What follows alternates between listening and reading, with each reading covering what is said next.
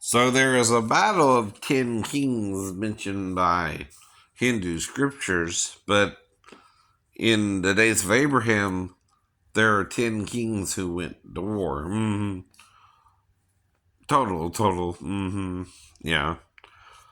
Um, from the different regions between in the Arabian Peninsula of what would have been Sodom and Gomorrah as well. And they're mentioned by name, right? In the lands they ruled, right? And there are 10 of them, right?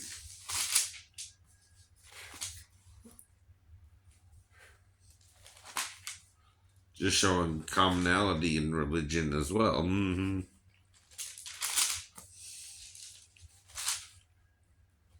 Now, there's still one true truth, though, that might be eluding it, right?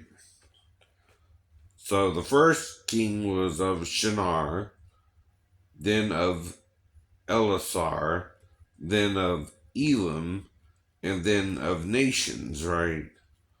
Then of Sodom, of Gomorrah, of Admah, of Zeboim, and Zor. And altogether, that's 10 kings and 10 kingdoms, right?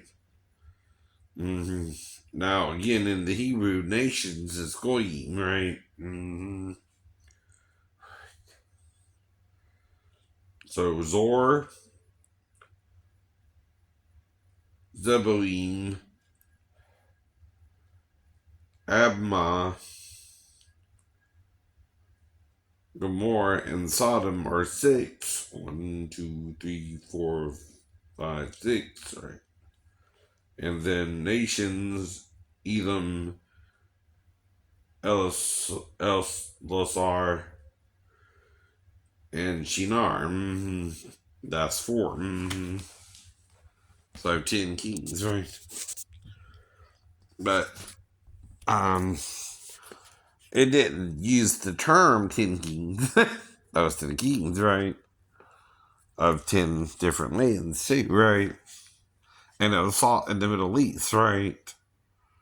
And it would be between 4,300 to 4,200 years ago, or so. Because that was still between Abraham, Isaac, and Jacob, right? And still you got 400 years after Joseph in Egypt, right? But in the land of Goshen, which is the southern part of Egypt, right? And they built the temples in the north. Rameses is in the north of Goshen, right? Silly.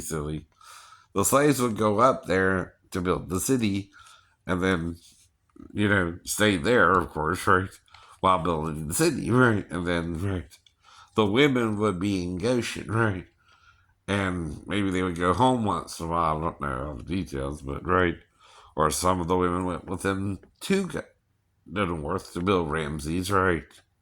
The city of Ramses, right? So we got a tie anyway with one of the cities the Hebrews built anyway, right? Because I'm sure there's a city of Ramses somewhere.